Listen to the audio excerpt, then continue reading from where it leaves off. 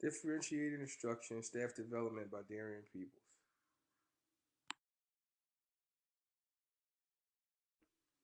Differentiated Instruction, Staff Development by Darrien Peoples.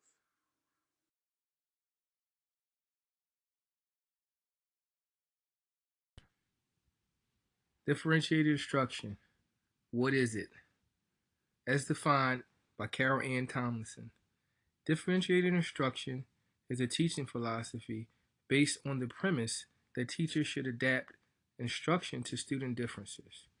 Rather than marching students through the curriculum lockstep, teachers should modify their instruction to meet students' varying readiness levels, learning preferences, and interests. Therefore, the teacher proactively plans a variety of ways to get at and express learning. Danielson's framework. Explanation. What is it for? What does it do? How does it relate to differentiated instruction? It's good practice, good teaching practices. In domain one, you'll find planning and preparation, demonstrating knowledge of content and pedagogy, demonstrating knowledge of students, designing coherent instruction. Domain two, classroom environment, which is very important, creating an environment of respect and rapport, establishing a culture of learning, managing classroom procedures, managing student behavior. On domain three, an instruction, communicating with students, using questions and discussion techniques, engaging students in the learning process, using assessment and instruction, demonstrating flexibility and responsiveness. Domain 4, professional responsibilities, reflecting on teachings, maintaining accurate records, communicating with families, participating in professional community, growing and developing professionally, and showing professionalism. These are all acts of good teaching. There are four basic ways teachers can differentiate instruction in the classroom that we want to discuss today. Through content, process, product, and learning environment based on individual learners. Ways to differentiate content I want to discuss you can do through reading partners, reading buddies, flip books, split journals, or books on tape. You can highlight texts, do think pair shares, cliff notes, note taking organizers. That's ways to differentiate content. Ways to differentiate the process you can do through fun, games, cubing, think dots, choices, centers, tiered lessons, and contracts. Ways to differentiate the product can be choice based on readiness, interest, learning profile, clear expectations, timelines, agreements, product guidelines, rubrics, and evaluations.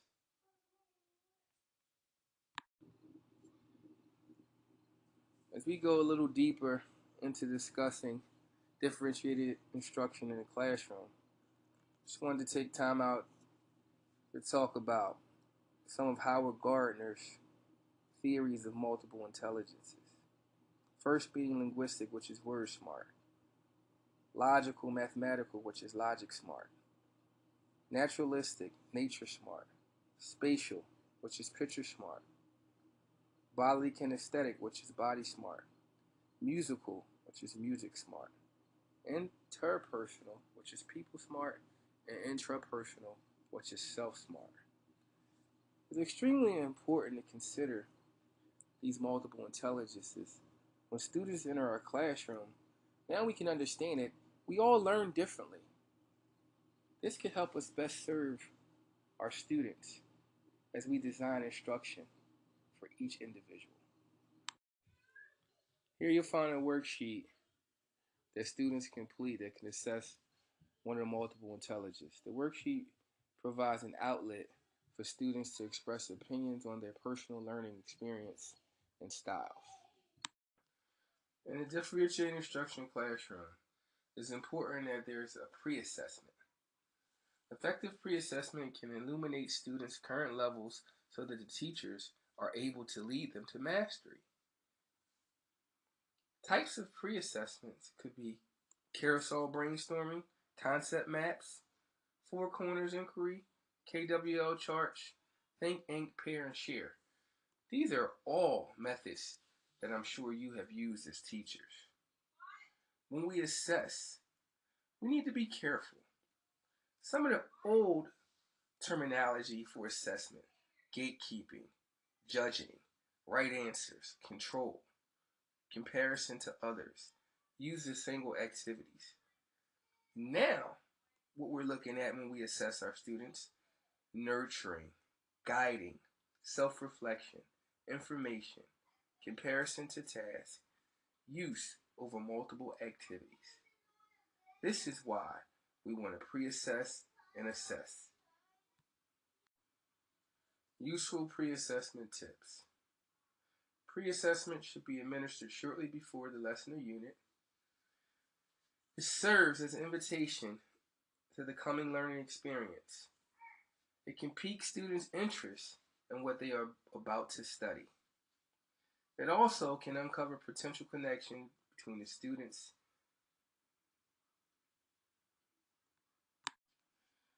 Now that we have pre-assessed, we've identified our lower level learners, our middle, and our higher level learners. We want to now continue to think about ongoing assessment. Student data sources that can be utilized: journal entries, short answer tests, open response tests, home learning, notebooks, oral response, portfolio entry, exhibition, question writing, problem solving, a culminating project. There's probably other things that you can think about for student data sources. Teacher data sources that can be used: anecdotal records, observation by checklist, skills checklist, class discussion, small group interaction, teacher-student conferences, assessment stations, exit cards, problem posing, performance tasks, and rubrics. These are all things that can be utilized in ongoing assessment throughout our teachings. At this point, I think we're clear on the importance of pre-assessment, grouping children, etc. Just want to take some time out to discuss what ongoing assessment in a differentiated classroom looks like. Right? That assessment drives instruction. It helps the students and teachers access information, helps the teacher map out next steps for very different types of learners and the class as a whole. Assessment occurs consistently as the next unit begins, throughout the unit, and as the unit ends. Teachers assess students' readiness, interests, and learning profiles. Assessment is part of the teaching process, a good teaching process, that is. Assessment in a classroom that has differentiated instruction looks like this. Information helps the students chart and contribute to their own growth. Information is more useful to teachers than grades. Assessment is more focused on personal growth rather than peer competition. We want to look at the whole child, what he or she is learning, how they've learned, what they've learned. Benefits of differentiated instruction: helps increase student understanding, academic achievement goes up, and it's inclusion of all children. Understanding that human beings share common feelings, needs, and school should help us understand and respect those commonalities. Individuals also differ significantly as learners. These differences matter in the classroom, and schools should help us understand and respect these differences. Some key principles of a differentiated instruction classroom. The teacher is clear about what matters in subject matter. The teacher understands and appreciates and builds upon the student differences. Assessment instruction is inseparable. The teacher adjusts content, process, and product in response to student readiness, interests, and learning profile. All students participate in a respectful way. Students and teachers are collaborators in learning. Goals of a differentiated instruction classroom are maximum growth and individual success. Flexibility is the hallmark of differentiated instruction in our classroom. Just want to express the urgency of how change is imperative in today's classroom and some of the best practices. Differentiated instruction goes with good teaching. I want you to understand that. We're trying to reach all children, not just the ones in the middle, not just the ones at the top. We want to reach all children. We want learners that learn from all facets, our concrete learners to our more abstract learners. Teachers, you need to know. I just want to reiterate, you want to know what you want to teach, what you want those students to learn. What the classroom may look like when this is going on, because it's more interactive. I want you to understand this is a more interactive classroom. May have different stations, different things going on all at once, different groups. So it may get loud at times. Classroom may appear chaotic, but it should be purposeful. When it's chaotic and it's moving with purpose, trust me, our children are learning. Just some quick facts I want you to look at here. I mean, you probably already knew this, but I want you to just to take a look at this learning pyramid. When planning instruction, it's important to remember that the learning pyramid principles are key. It's important that we just don't lecture to our children. Our scholars need to feel that they can put these skills and these tools and these things that we have taught them into practice, discussion, demonstration, as well as reading and audio-visual. The best way they learn is when they have an opportunity to teach others the skill that they've learned and mastered. Just want to touch a little bit on the importance of flexible grouping. We group students through readiness, learning profile, and student interests. Alright, students are part of many different groups when differentiated instruction is taking place.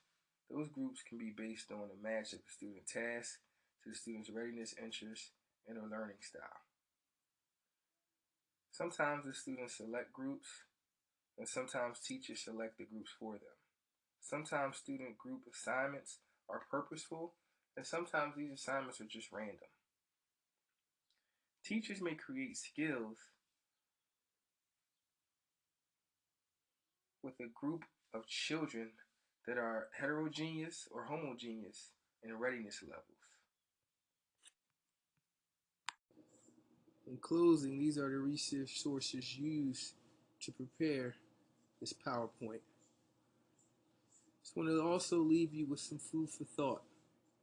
The focus of school change must be in classroom practice. And what leaders do speak with greater force than what they say. It's time for us as educators to start connecting with all children, not just some.